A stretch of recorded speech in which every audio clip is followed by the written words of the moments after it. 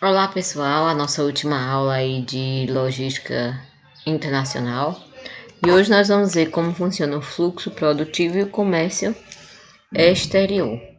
Então, olha, hoje nós vamos ver aí os indicadores, que esses indicadores de produção são definidos pelo grau de eficiência dentro de um processo de produção e distribuição. Ou seja, esses indicadores de produção é você ver a questão do custo, do tempo, a dinâmica do mercado, o fluxo de produção, ou seja, você vai ver o tempo. Quando a gente fala em tempo, a gente vê tempo do início, né, da produção do produto até a entrega do consumidor. Então, essa dinâmica de mercado, a demora dos transportes, então tudo isso tem influenciado aí nos nossos indicadores de produção. Em relação à engenharia de produtos e em relação a vendas ou pré-determinação de resultados através de uma agência estratégica, ou seja, o que nós podemos fazer para melhorar esse fluxo, diminuir o tempo e diminuir os custos. Então, é bem interessante, né? Balu, em 2010, assinala que na produção para a logística internacional, as peculiaridades de demanda, concorrência e legislação variam de país a país. Devem ser tratadas com atenção, ou seja, você deve ter muito cuidado dessa questão da legislação, principalmente da legislação para evitar multas. A concorrência, às vezes você está tendo outras concorrências, então você deve tratar isso com todos os cuidados, né, para que você não perca essa concorrência. Imagine você mandar os produtos e esses produtos não terem mais mercado. Então, às vezes você já está com a produção feita. Tudo isso deve ser visto. A natureza da distribuição internacional, como densidade demográfica, cliente e padrões de compra, podem variar bastante conforme o país. Um produto bastante vendido numa nação pode não ter mercado em outra. O exemplo que eu já dei a vocês do boi na Índia, né? Ele não tem mercado como no Brasil. Então, dentro de uma empresa existem vários processos logísticos. Então, o que nós vamos analisar? O ciclo aí de importação e exportação. Então, se você analisar aí essa imagem, você vai ver aí a exportação, como é a exportação. Ou seja, o que é a exportação, né? O envio de produtos daqui para outros países. Então, a exportação vem a parte de documentos, a parte de Incoterms, que a gente vai ver o conceito de Incoterms agora, né? É a parte da normativa internacional. A parte da alfândega, que é o trâmite, a alfândega, né? É o trâmite, é a parte que nós temos que legalizar aí na divisa do país. Como vai ser a logística de transporte, os meios de pagamento, o financiamento internacional, os contratos internacionais e o departamento internacional. Então, tudo aí está etapa por etapa do que deve ser analisado antes mesmo de enviar a mercadoria. Então, na exportação, esse slide, apesar de ser um pouco extenso, mas você vai ver etapa por etapa do que acontece. Então, aí na exportação, então você vai acompanhar aqui comigo, ó, a elaboração da fatura invoice. Essa fatura invoice, ela também conhecida como comércio invoice, é a parte da fatura, a parte da documentação. E a plate-list, contratação de um agente afretador, ou seja, responsável aí pelo frete, né? Envio da carga para o entreposto aduaneiro, então vai enviar a carga até a divisa, né, que vai ter toda essa parte da alfândega, a elaboração do despacho de exportação, pagamento das taxas de exportação, operação portuária, embarque da mercadoria, trânsito para o exterior, a aduana, ou seja, a parte da documentação no exterior, aí que vai ter a liberação da mercadoria e entrega para o cliente. Então, esse é todo o trâmite da exportação. E da importação, nós temos aí a fatura invoice também. Você vai sempre, se você for mexer nessa área, você vai sempre escutar, né, essa fatura. Ela vem com todos os dados aí da carga. Então, essa fatura invoice, ela é uma fatura para mercadorias no exterior. O romaneio da carga ou plate list, conhecimento de carga, a entrada. Eu coloquei em negrito, pessoal, porque eu coloquei num slide posterior as definições de cada um desses termos, certo? A entrada com a documentação na alfândega, o registro da declaração da importação com a retenção dos impostos e taxas, cadastro prévio na Receita Federal, ou seja, você tem que já ter esse cadastro na Receita Federal, não pode simplesmente mandar a mercadoria clandestinamente. Parametrização e determinação da forma de análise, fiscalização e análise documental, e aí, por fim, a liberação da mercadoria. Essa parte aí é a parte de importação, ou seja, são mercadorias que vêm de fora do país, ela vem para o nosso Brasil. E aí estão as definições que eu falei para vocês, né? A fatura invoice, eu comecei a falar para vocês, que é uma fatura, né? Que só é usada internacionalmente, uma nota fiscal, né? Elaborada aí para que a mercadoria ela possa transitar. O plate list é a descrição do volume, peso, quantidade de caixa e peso bruto e peso líquido. Ou seja, também vai acompanhar a fatura invoice. E o conhecimento da carga. Esse conhecimento da carga é um documento que acompanha a carga. Para cada modal existe um conhecimento específico, ou seja, é um documento que vai acompanhar. Se for transporte rodoviário, eu já trabalhei, eu já fiz essa parte do conhecimento da carga. É um documento que a gente faz extra nota fiscal, ou seja, tem a nota fiscal e tem outro falando só da carga. Incoterms é a abreviatura do inglês que significa Termos Internacionais do Comércio, né? Incoterms, ou seja, internacional, International Commercial Terms. Ou seja, que em português, Termos Internacionais do Comércio. Termos Internacionais do Comércio, o que é isso? Normas. Então, aí são normas que padronizam a regulamentação desse comércio internacional. Então, o papel é deixar claro o que deve ser feito, quais são os riscos, os custos, as obrigações do comprador e do vendedor, para se fazer um contrato de compra e venda de mercadoria, ou seja, são termos, são normas que vai ser utilizada para que o comprador e o vendedor eles possam utilizar essas normas para saber fazer corretamente o contrato. Vocês vão ver aí que existem as siglas dos Incoterms. Cada tipo de modal é uma sigla diferente, é bem interessante. São direitos e obrigações do exportador e do importador, estabelecendo as responsabilidades e deveres entre o comprador e o vendedor.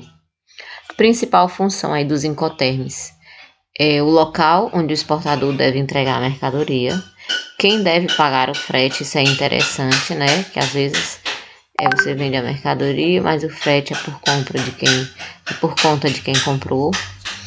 Então, quem deve pagar esse frete internacional? Quem deve realizar e pagar as formalidades de exportação e importação? Quem deve contratar e pagar o seguro da mercadoria? E quais são os limites de risco de cada um? Então, esse documento, nós vamos ver aí algumas siglas dos Incoterms. Essas siglas, né, estão em vigor agora em 2020, mostrando a responsabilidade de cada um. Então, cada uma dessas siglas, ela vem dizendo qual é a função do documento. Então, o EXW, ele vai ser usado na origem, no local de entrega. FCA é livre no transportador, então local de entrega nomeado. O FAS, FAS, livre ao lado do navio. ou seja, porto de embarque nomeado. O FOB, vocês lembram que o FOB eu até falei que era referente ao frete? Então, livre a bordo. Então, o porto de embarque nomeado.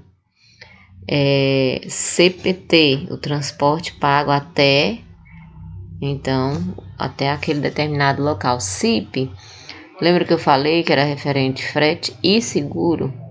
Então, quando vai utilizar aí frete e seguro, é CIP. CFR, custo e frete. O CIF, custo, seguro e frete. DAP, entregue no local de destino. E DPU, entregue no local desembarcado, ou seja, a mercadoria só vai até o local desembarcado. E DDP, entregue com direitos pagos. Então, cada uma dessas siglas, né, vai ser usado aí para normatizar aí as viagens do transporte da mercadoria internacional. Algo interessante, essa tabela, você diz, professora, mas é muita informação, muita letrinha, eu não vou entender nada, eu não sei de nada, eu não vou decorar nada. Não quero que você decore essa tabela, eu quero que você entenda que ela existe. Então, olha, se você observar, e cada uma dessas siglas, ela tem um modal responsável, ou seja, não é todas as siglas que são usadas, não, essa EXW, FCA, é utilizada em multimodal, ou seja, quando a mercadoria vai em vários modais. A FAS, FOB, CFR e CIF são para marítimos. São especificadamente utilizados no transporte marítimo. CPT, o CIP, DPU, DAP e DDP são para multimodais, ou seja, vários tipos de modais. Interessante aí, Incoterms. Vocês não precisam decorar as siglas, o que vocês precisam é entender o que é Incoterms, que isso vai cair na atividade extra de vocês. Então, contratos. O que são contratos? Esses contratos, você sabe o que é um contrato, né? Um exemplo, você vai alugar uma casa, então você faz um contrato de aluguel. E nesse contrato vai ter o quê? O nome de quem está alugando, o nome do dono da casa, todas as definições, aonde é que é a casa, quando você entrega a casa, tudo deve estar nesse contrato. Então, os contratos internacionais não são diferentes. O que você tem que colocar?